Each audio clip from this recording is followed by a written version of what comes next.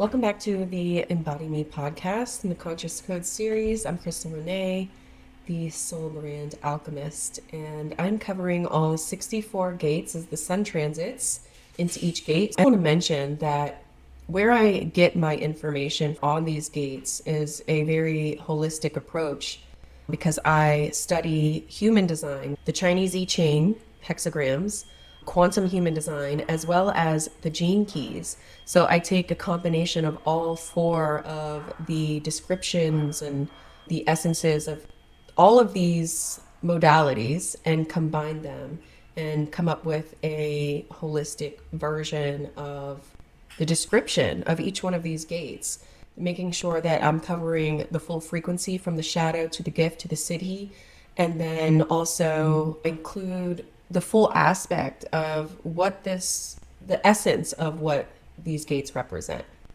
So today we're talking about gate 41, and I refer to this gate as the patient dreamer. In human design, it's considered the gate of contraction or the gate of imagination. And this is in the root center, moving towards the solar plexus. And this is through the channel of recognition linked to gate 30. In the gene keys, it's called the prime emanation. And in the I Ching, it is called decrease, mountain reflected in the lake below. This falls in the Vedic Capricorn sign and in the tropical Aquarius sign. And the overall energy of gate 41 is incredibly rich and multifaceted. So it symbolizes both the initiation of experiences and the potential pitfalls of becoming lost in fantasy. So it represents the energy of envisioning a brighter future while also recognizing the value of the limitations and having patience. So on one end of the spectrum, it represents the ability to dream big, initiate new cycles, and envision a vast array of the creative possibilities, acting as a catalyst for change and evolution, and seeking fulfillment and satisfaction through felt experiences, creativity, and imagination. And then on the other hand, it also holds the potential for becoming lost in fantasy, fear, and inertia. So let's go ahead and dig into the shadow aspect of this gate, which is fantasy. And in fantasy, you may find yourself getting lost in daydreams, fantasies, and unrealistic scenarios, using your imagination as an escape from reality. So if you have a repressive or introverted nature, this can show up as you being a dreamer, where you're escaping life and you have an agenda dictated by fantasy, where you don't live in the real world and you don't actually want to fulfill your dreams, but are addicted to the inner world in your minds. So you have all of these dreams going on inside, but you don't actually act on them. And if you're more of a reactive or extroverted person, this shows up as being hyperactive, where you're ahead of yourself, being carried away by the fuel of your dreams, which leads to burnout, hunger, and it drives you into deeper problems, placing pressure on your nervous system. You can be highly dramatic and obsessed with manifesting your dreams as it appears in your mind. So in the shadow, you get lost in the fantasy, whatever is the image in your mind, whether you're internally getting lost there or externally like chasing it. You use it as a way to escape from life's challenges and realities. So while daydreaming can be enjoyable, excessive fantasizing may lead to disconnection from the present moment and hinder practical actions in the world. You're very hesitant because of fear, sharing your dreams and ideas with others due to a fear of judgment or rejection stops you and holds you back from actually pursuing those dreams. And you can also become overwhelmed by the future and the uncertainty of the future, leading to an anxiety and inaction. Instead of embracing patience and divine timing, you feel rushed and pressured, which can hinder your progress towards fulfilling your dreams.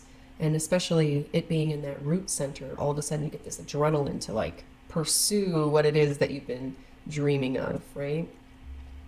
And with this, you also may fear change, which can hold you back from taking unnecessary and practical steps towards fulfilling your dreams.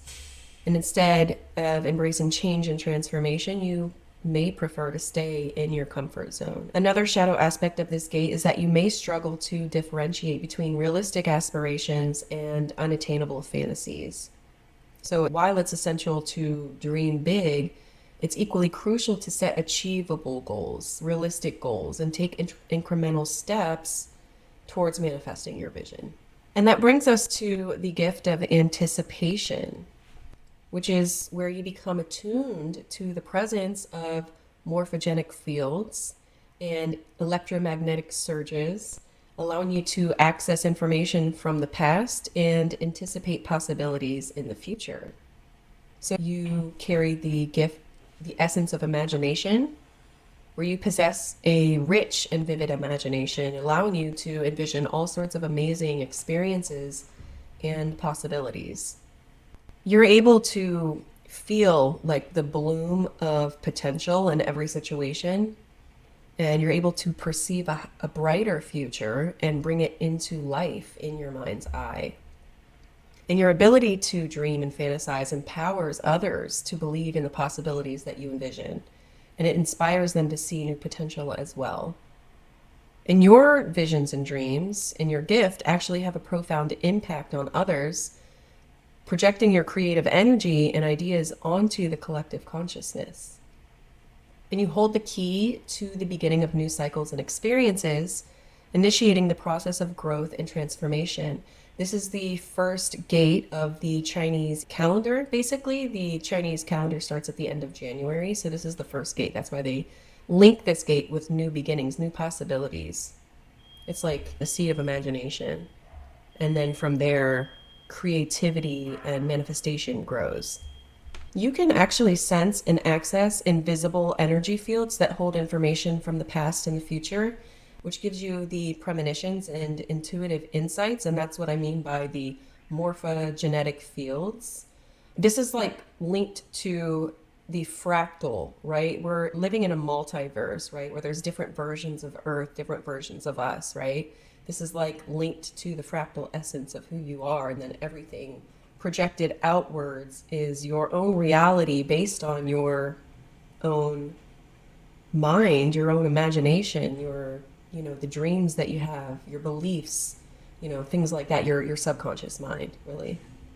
Which actually brings us into the city of this, which is the highest state of frequency, and that is emanation, which is the state of ultimate awakening and enlightenment, where you transcend the limitations of individual experiences and become one with the source of all that is. And like I said, with the fractals, we as individual beings are fractals of the one true source of all creation, the prime creator, right? We are fractals of that source, like the cells in our body are fractals of us.